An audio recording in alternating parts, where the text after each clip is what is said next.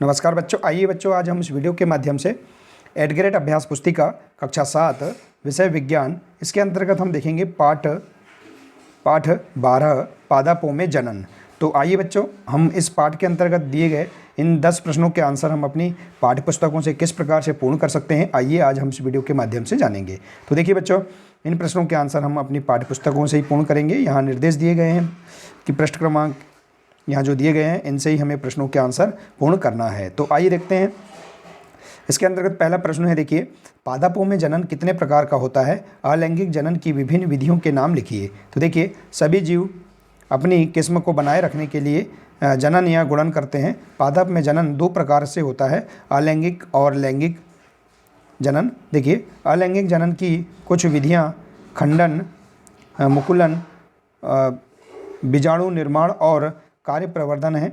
और लैंगिक जनन में नर और मादा युग्मकों का युग्म होता है। तो इस प्रकार से देखिए, आप यहाँ पर पृष्ठ क्रमांक 41, 42 और 43 से यहाँ पर आप इस प्रश्न का आंसर लिख सकते हैं। देखिए बच्चों, यहाँ पर प्रश्नों के आंसर लिखने के लिए कुछ जगह भी कम यहाँ दी गई है, तो आप अपने सटीक आंसर आप यहाँ पर लिख सकते हैं। ठीक है, आइए इसी प्रकार से देखते हैं। अगला प्रश्न है, स्व परागकण एवं पर परागकण को समझाइए।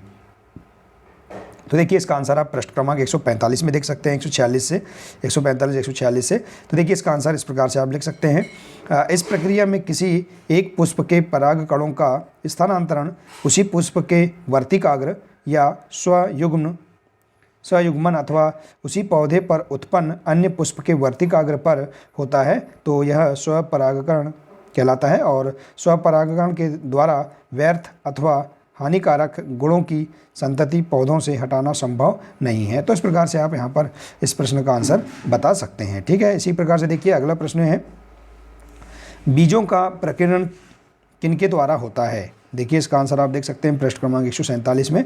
तो वायु द्वारा प्रकीर्णन फलों और बीजों में होता है।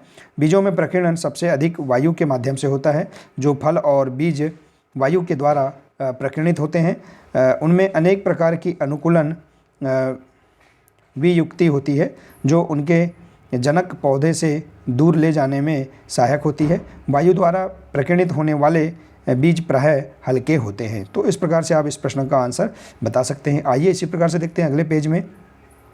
पेज नंबर है 37। इसमें दिया है, देखिए, प्रश्न 4 है, पंख युक्त बीजों के 2 उदाहरण दीजिए। तो देखिए, पंख युक्त बीज कौन कौन से हैं?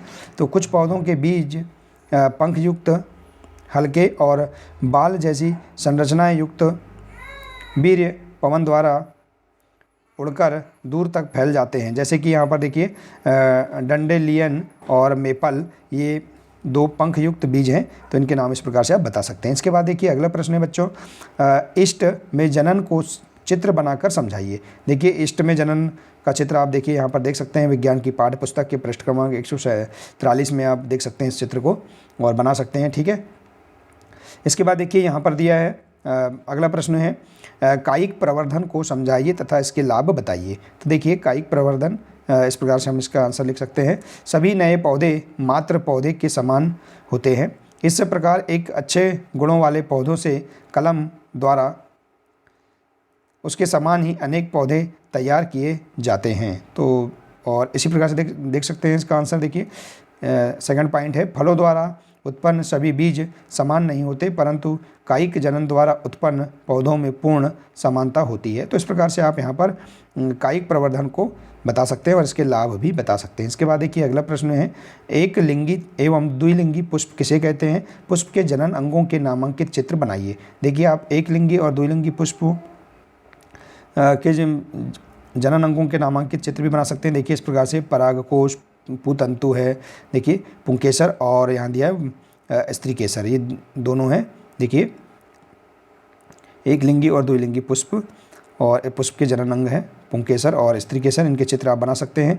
इसके बाद देखिए, हम इसमें लिख सकते हैं, एक लिंगी पुष्प वे पुष्प हैं जिनमें केवल एक प्रकार का प्रजनन अंग होता है, यह तो पुंकेसर या अंडप होते हैं। और यदि केवल पुंकेसर मौजूद हों तो नर पुष्प होगा, और यदि केवल अंडप पुष्प मौजूद है तो यह मादा फूल होगा। और इसके बाद देखिए द्विलिंगी पुष्प वे पुष्प हैं जिनमें नर और मादा दोनों प्रजनन अंग होते हैं, अतः उभयलिंगी पुष्प में पुंकेसर और करपेल दोनों प्रजनन अंग मौजूद होते हैं। तो इस प्रकार से आप इस प्रश्न का आंसर बता सकते हैं। इसके बाद देखिए अगला पेज है, पेज नंबर 39। इसमें दिया गया प्रश्न देखिए, क्या होगा यदि किसी पादप के सभी बीज एक ही स्थान पर गिर कर वहीं उग आए तो देखिए इस प्रश्न का आंसर देख सकते हैं एक प्रश्न क्रमांक 146 में। इस परिस्थिति में पादप के नवोद्भिदों अर्थात नए उगे पौधों के बीज धूप, जल, खनिजों और स्थान के लिए गंभीर स्पर्धा होगी। संभवतः उनमें से कोई भी पादप स्वस्थ रूप से विकसित नहीं हो पाएगा। तो इस प्रकार से आप इसका आंसर बता सकते हैं। इसके बाद देखिए अगला प्रश्न है दीर्घ उत्तरी प्रश्न, प्रश्न 9 है, अलैंगिक जनन की विभिन्न विधियों को उदाहरण सहित वर्णन कीजिए। तो देखिए इस प्रश्न का आंसर आप इस प्रकार से बता सकते हैं। प्रश्न क्रमांक देखिए 114, देखिए यहाँ देख सकते हैं 41, 42, 43 में। तो देखिए यह मुख्यतः 2 प्रकार का होता है, पहला प्राकृतिक कायिक प्रवर्धन तथा दूसरा है कृत्रिम कायिक प्रवर्धन। तो प्राकृतिक कायिक प्रवर्धन प्रकृति में पौधों की जड़, तना, पत्तों आदि पर उपस्थित कलिकाओं से नए पौधे पैदा करना प्राकृतिक कायिक जनन कहलाता है, और जैसे कि आलू, अदरक, फतर चट्टा आदि। और बीजाणु निर्माण विधि, कवकों में बीजाणुओं द्वारा जनन होता है। इस प्रकार से हम यहाँ इसका आंसर बता सकते हैं। ठीक है, देखिए और भी आप इसका अच्छे से आंसर आप देखिए प्रश्न क्रमांक 141, 42, 43 में देख कर लिख सकते हैं। ठीक है बच्चों, आइए इसी प्रकार से देखते हैं अगला प्रश्न दिया है, बीजों के प्रकीर्णन की विभिन्न विधियों का वर्णन कीजिए। देखिए बीजों के प्रकीर्णन की विभिन्न विधियाँ हैं, हवा द्वारा फैलाव। ठीक है, तो देखिए कुछ पौधों के बीज पंख युक्त हल्के और बाल जैसी संरचनाएं युक्त बीज पवन द्वारा उड़कर दूर तक फैल जाते हैं।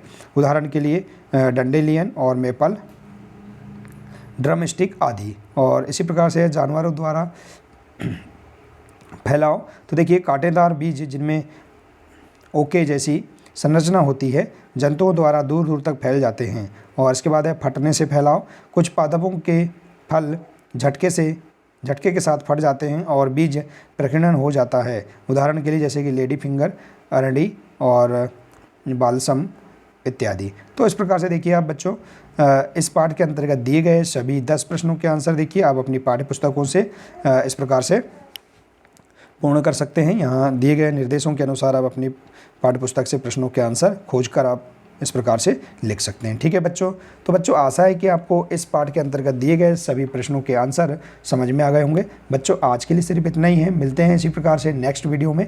देखिए बच्चों, यदि आप इसी प्रकार से आगे के सभी वीडियो देखना चाहते हैं तो आप हमारे इस चैनल की प्लेलिस्ट में जाकर भी सभी वीडियो देख सकते हैं। नमस्कार।